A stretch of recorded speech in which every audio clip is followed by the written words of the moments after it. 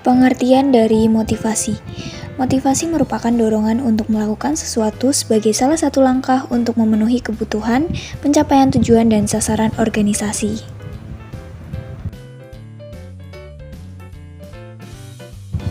Kemudian, pendekatan motivasi. Menurut Amirullah Harus Budiono, terdapat 3 pendekatan motivasi, diantaranya yaitu pendekatan tradisional, pendekatan hubungan manusia, dan pendekatan sumber daya manusia.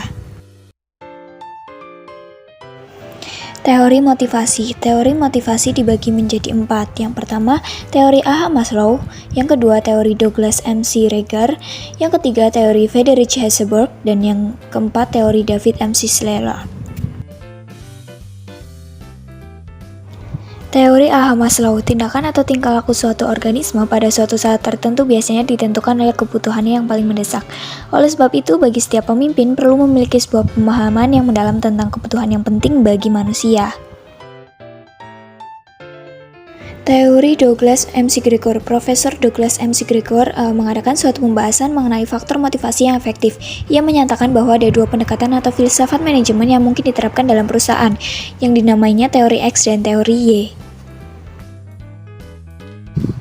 Teori Friedrich Heisenberg. Menurut teori Heisenberg, faktor-faktor yang berperan sebagai motivator terhadap pegawai yaitu yang mampu memuaskan dan mendorong orang untuk bekerja. Rangkaian faktor-faktor motivasi itu melukiskan hubungan seseorang dengan apa yang dikerjakannya. Kemudian, teori David McGregor. Menurut David, orang yang mempunyai kebutuhan untuk keberhasilan yaitu orang yang mempunyai keinginan kuat untuk mendapatkan sesuatu.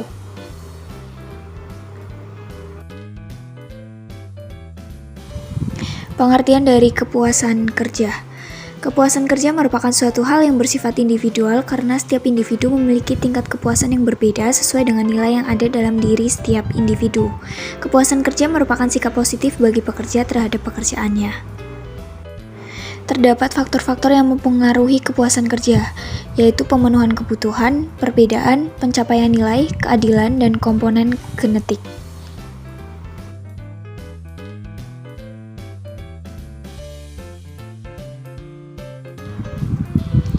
Pemenuhan kebutuhan.